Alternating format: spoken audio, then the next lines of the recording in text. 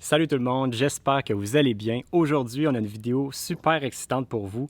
On a eu l'occasion de se faire prêter le prototype du Lucky Base Camp, puis de le tester. Puis aujourd'hui, on va vous partager notre quotidien, une journée complète à bord du Lucky Base Camp.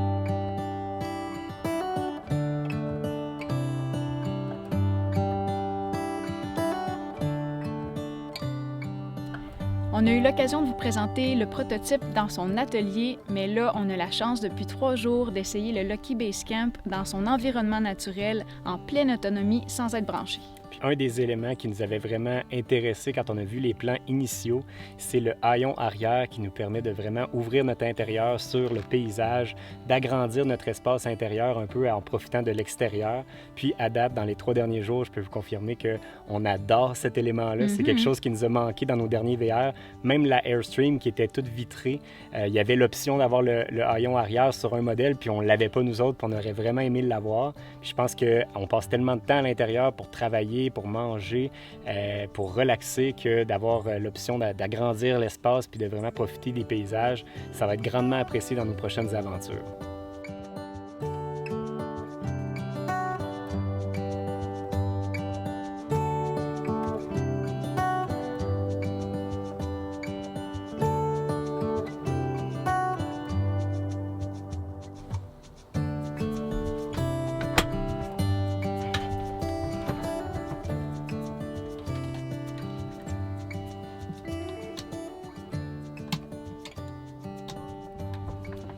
Et voilà, ça commence. Ça, c'est le truc que j'aime en plus du mécanisme. Premièrement, il est hyper silencieux. Tout est électrique, donc on force pas. Tout ce qu'on a à faire, c'est de tenir notre petit bouton enfoncé, puis ça va lever jusqu'à la bonne hauteur. Fait que c'est très très simple et efficace comme système.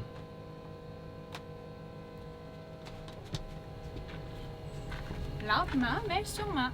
Ouais, c'est ça. Faut pas être pressé parce que ça prend peut-être mettons 45 secondes à peu près pour le monter au complet. Mais c'est ça, on force pas, puis c'est pas bruyant, ça dérange pas les voisins. Puis après ça, ben c'est ça. Quand on arrive à la hauteur maximum, il s'arrête automatiquement. C'est pas plus compliqué que ça. Puis là, ben, regardez la vue que ça nous procure à partir de l'intérieur. Là, on a vraiment un espace qui est ouvert. C'est gigantesque maintenant notre campeur, même si ça paraît petit à l'intérieur. C'est bien mignon tout ça, Alex, mais avec une journée chaude et humide, les maringouins se présentent. Ah ben là, il y a une solution pour tout. Il y a le système de moustiquaire qui est super simple à installer. On vient juste défaire les 2 petits clips ici, comme ça. Puis là, la moustiquaire descend, comme ça, ici. Puis on dézippe comme ça. Puis ici. Puis ici, c'est une petite porte magnétique. Fait que quand on rentre et on sort, on passe par ici. Monsieur Down, toi, t'es pas content? Il n'y a personne, Mimi. On est seul. Monsieur Down, il est capable de rentrer tout seul, gars. On vous a souvent dit que le Lucky Base Camp, c'est un véhicule qui est modulable. Bien, un des éléments qui est modulable, c'est la section ici qui sert de mudroom qu'on appelle, donc pour faire sécher nos trucs qui sont mouillés. Ça sert aussi d'assise très confortable. Ça fait un petit banc pour mettre nos souliers, enlever nos bottes, etc. Mais quand vient le temps de cuisiner aussi, c'est super utile. On peut transformer cette section-là en un comptoir plus long. Puis ça donne à être juste en dessous du fan qui va nous servir de hotte quand on va faire notre cuisson. Fait que c'est ici qu'on va installer notre plaque à induction pour faire notre cuisson.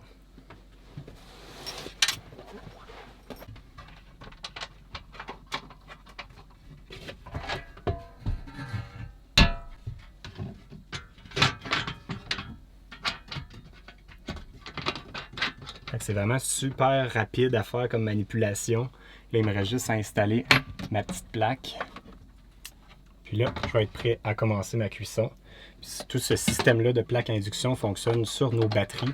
Puis on a vraiment un équipement intense en termes de batterie, panneaux solaires, l'équipement électrique. Fait qu'une plaque à induction comme ça, c'est de la petite bière pour le système. Fait qu'il n'y a pas de problème, on peut la faire fonctionner autant qu'on en a besoin.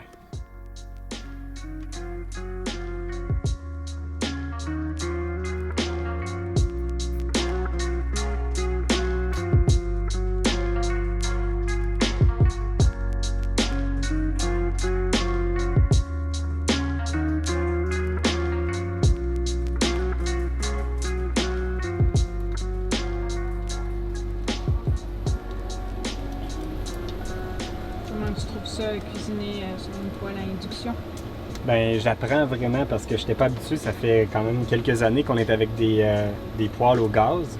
Mais à induction, ce que je trouve à date, c'est que ça cuit pas égal partout sur ma poêlonne. On dirait que dans le milieu, ça cuit plus que dans les extrémités. Fait que faut que j'ajuste mes aliments en cuisson pour avoir une cuisson égale. Mais sinon, ça vient chaud vraiment vite. Fait qu'aussitôt que je l'allume, ça vient chaud en quelques secondes. Fait que ça, c'est super bien. Ça gaspille pas trop d'énergie. Puis c'est quand même une gestion qui va bien. Appétit! Un bon sirop d'érable. Je pense qu'on va être à jamais proches, toujours, l'un de l'autre. Même au dîner.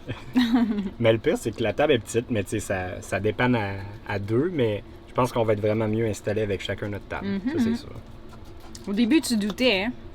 J'espère que tu doutes plus. Non, c'est ça. Tu vois, c'est une des raisons pourquoi on fait tous ces tests-là, parce que moi, au départ, je me disais, une table, on est capable de se débrouiller, puis il y va moins être d'injambes, mais finalement, j'ai trouvé des endroits, tu sais, on peut, quand on l'utilise pas, glisser la table derrière là, on peut la mettre dans le lit. Fait que bref, il y a tellement d'endroits pour la storer quand on n'en a pas besoin que ça me stresse pas d'avoir deux tables, finalement. Fait que je suis content de l'avoir testé, puis t'avais raison. Yes.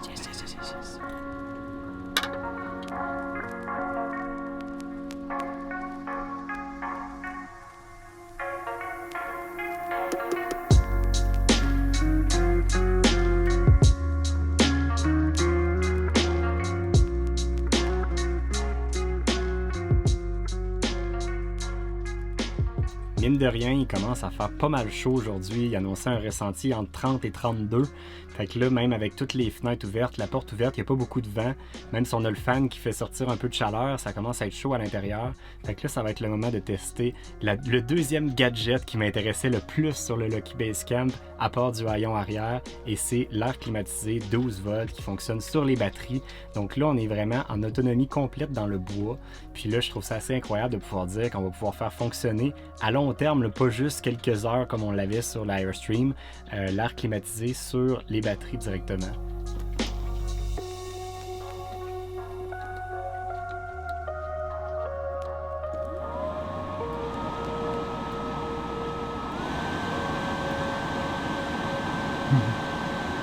Ça marche! Fait que là, j'ai mis le thermostat à 20 degrés, mais on va peut-être le monter genre à 21, 22, puis je pense qu'on va être bien confortable. On va peut-être commencer à fermer des rideaux pour garder la fraîcheur puis empêcher un effet de serre, en tout cas assurément celle de toit, la fenêtre de toit. Mais sinon, on va être bien pour s'installer parce que là, on a un peu de travail après-midi. Fait que ça va être confortable.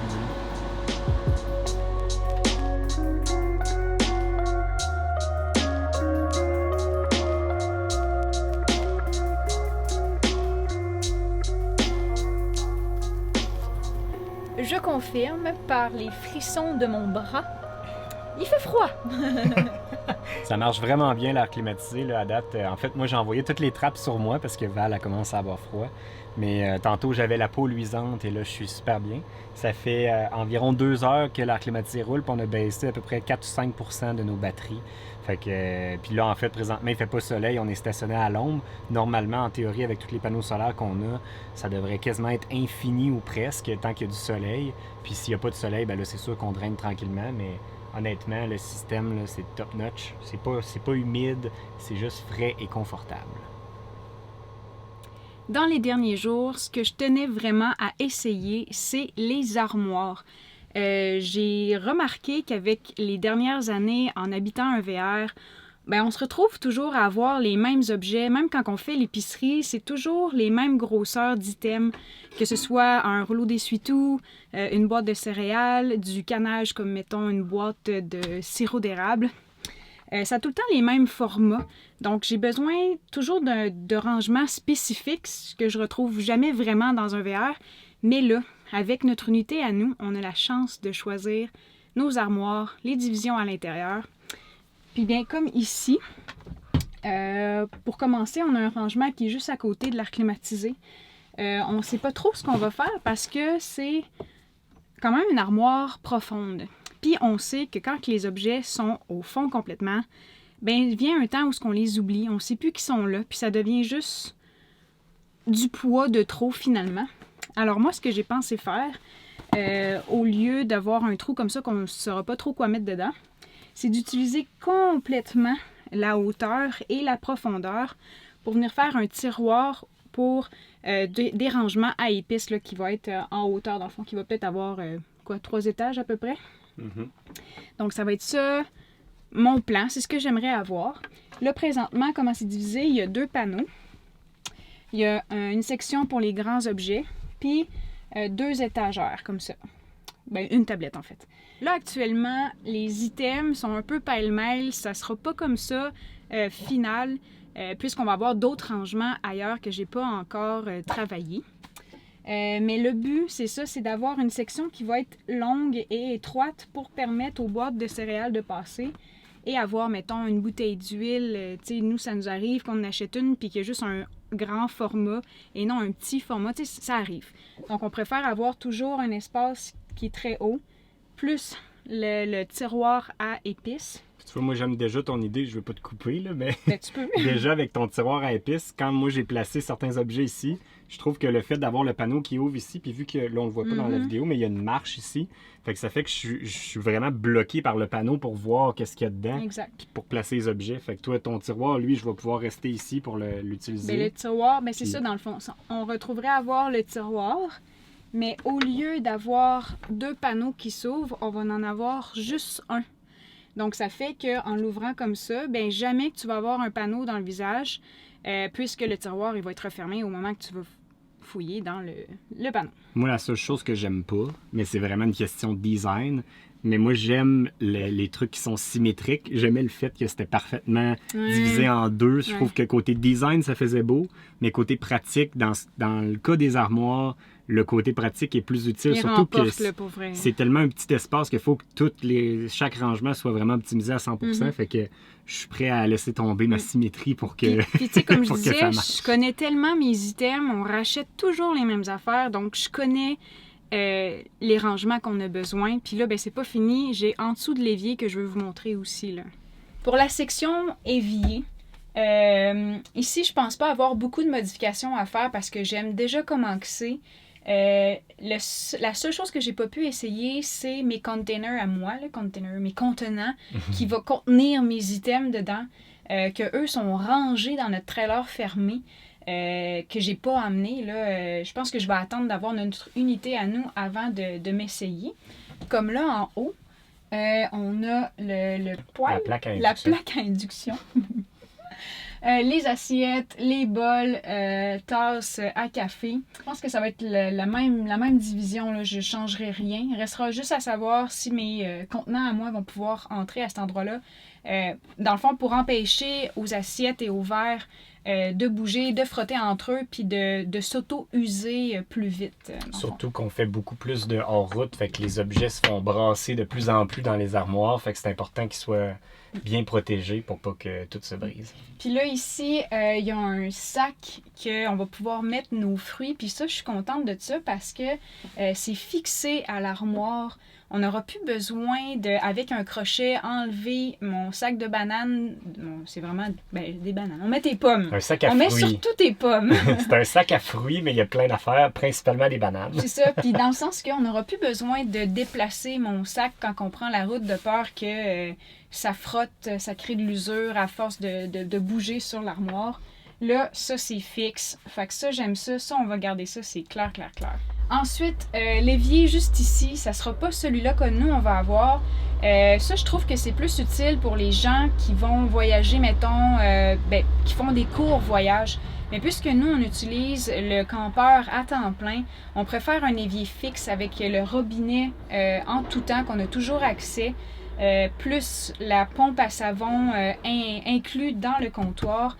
Et surtout, le filtre AccuVa qui va nous permettre d'avoir de l'eau potable. Potable, oui. En tout temps. Exact. Fait qu'il y a ça, mais il y a une autre raison intéressante de pourquoi on ne prend pas cet évier-là. Premièrement, le nôtre, il va être un petit peu plus grand. Il ne sera pas rond, il va être rectangulaire. Puis il va nous permettre de laisser de la vaisselle dedans, puis de remettre le couvercle. En fait, il y a comme un petit couvercle en verre qui embarque par-dessus pour faire comme un plus grand comptoir. Mais l'avantage, c'est qu'on n'aura pas, quand on a de la vaisselle juste d'un repas, on va pouvoir la mettre dedans en attendant, puis continuer à utiliser le comptoir. Parce que sinon, on se retrouve à avoir de la vaisselle tout le temps sur le comptoir aussitôt qu'on vient de manger, si on veut pas faire la vaisselle à chaque repas nécessairement, mais au moins on peut la mettre dans l'évier entre-temps. Fait que c'est ça un peu la raison derrière. Exact. Puis on n'aura pas à faire ces manipulations-là, tu sais. Comme par exemple, moi je suis quelqu'un qui se lave régulièrement les mains. J'ai vraiment une manie. Puis ça fait que quand il y a des items sur le dessus, puis je veux me laver les mains à cet endroit-là, parce que oui, je pourrais le faire à l'extérieur, mais ça fait qu'il faut que je tasse les objets pour pouvoir lever ça, ensuite mettre l'eau, tu sais.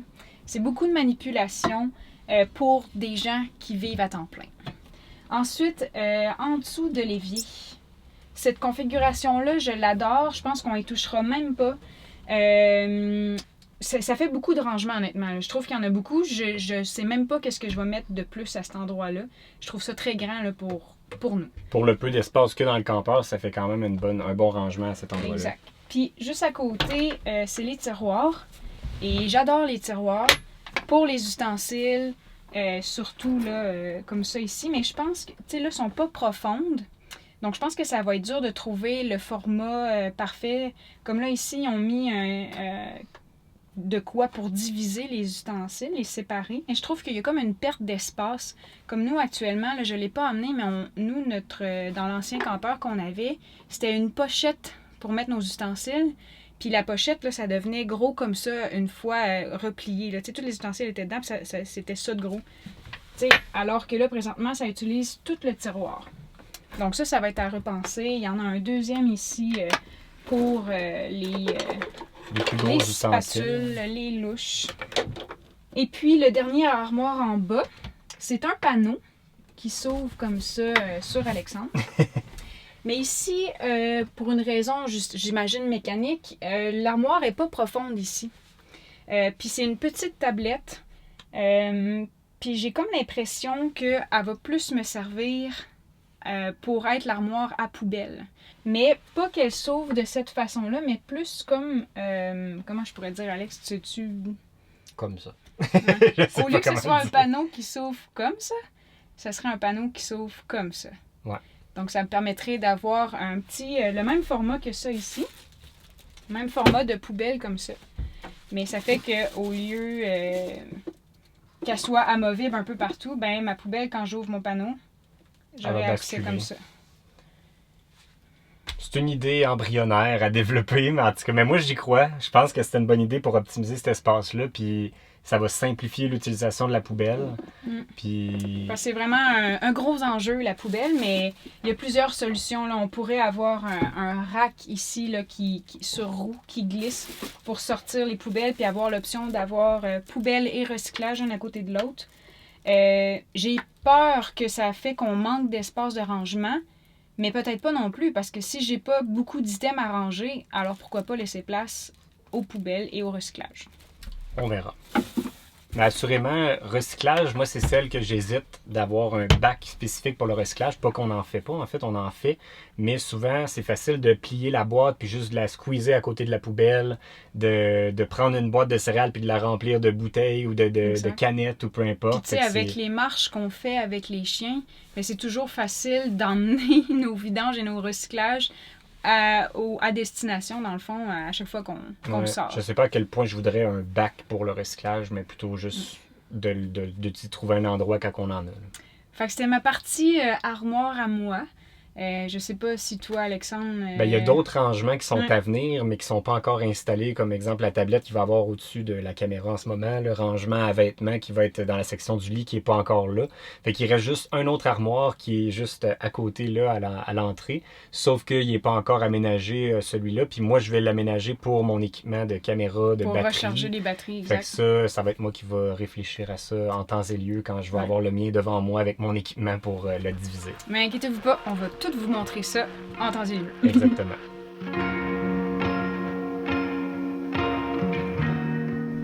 On termine notre journée découverte du Lucky en beauté, en profitant de la terrasse sur le toit pour admirer le beau paysage, le coucher de soleil. Puis en plus, on a des vestiges de notre road trip sur la Côte-Nord avec la petite Mécatina et ça le dit bière de patio. Fait que quel endroit mieux choisi que le patio sur le toit du Lucky Base Camp pour en profiter. Fait que Ça va être ça ce soir, petite relaxation en regardant le coucher de soleil à partir du toit du Lucky.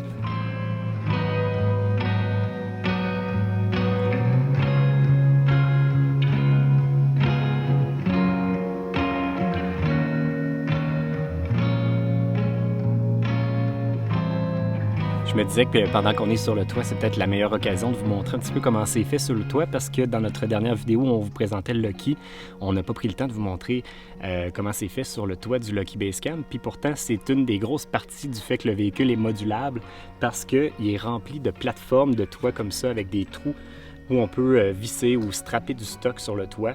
Fait que si vous voulez amener des paddleboards, des surfs, des racks à vélo, peu importe, on peut tout mettre ça sur le toit, des boîtes de rangement.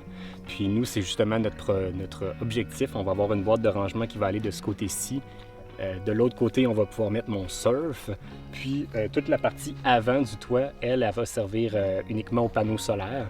Puis là, présentement, il y a 380 watts de panneaux solaires à l'avant. Puis nous, on prévoit en rajouter 2 autres panneaux qui vont nous amener autour de 600 watts de panneaux solaires au total, plus nos panneaux à part. Fait qu'en théorie, on devrait être vraiment autonome à 100% au niveau de l'électricité, même avec l'air climatisé. Fait que le toit qui est aussi modulable puis multi-usage, en plus de servir de galerie ou de patio quand on en a besoin pour admirer le coucher de soleil comme ce soir. Les 3 jours passés dans le prototype vont nous avoir vraiment aidés pour notre unité à nous, autant à l'intérieur qu'à l'extérieur. Je pense que nous deux, on a chacun notre liste de ce qu'on veut, de ce qu'on aime, de ce qu'on aime moins. Puis c'est ça qui est beau, c'est que c'est personnalisable. Exact. C'est ça qui est cool parce que, tu sais, dans tous les anciens VR qu'on a eus, on avait toujours, tu sais, notre liste de ce qu'on aimait puis ce qu'on n'aimait pas, puis on devait vivre avec. Ouais. Là, on a l'occasion de le choisir, puis c'est comme ça pour toutes les unités. Tout le monde peut la choisir un petit peu à son goût. Fait que c'est vraiment cool. Fait que c'est sûr que oui, c'est dispendieux, mais d'un autre côté, on va aimer à 100% tout ce qu'il va y avoir dedans, puis c'est vraiment quelque chose qu'on veut avoir pour garder longtemps puis voyager loin avec. Puis ces 3 jours-là, c'est clair que ça nous donne juste hâte de pouvoir profiter de tous ces avantages-là qu'on n'a jamais eus sur la route. Oui, ça nous confirme, avoir essayé le Lucky Basecamp nous confirme vraiment que le projet au départ, ben on n'était pas dans le champ, c'est vraiment ça qu'on veut. Puis ça approche, là. Ça s'en vient vraiment plus que jamais, fait que ça donne vraiment hâte. Mm-hmm. Je pense que ça va être probablement dans les prochains épisodes, justement, où vous allez commencer à peut-être voir un peu la fin de la construction d'une autre. Je ne sais pas si on va avoir l'occasion d'aller la filmer ou si on va pouvoir le tester au départ. On ne sait pas encore exactement comment ça va se produire, mais assurément, on va vous tenir au courant puis on va vous présenter ça le plus possible. Puis après ça, ben, vous allez pouvoir suivre pour les aventures à bord de notre unité à nous. Fait que ça fait le tour pour aujourd'hui. Nous autres, on va se dire à la prochaine. Bye tout le monde. Bye!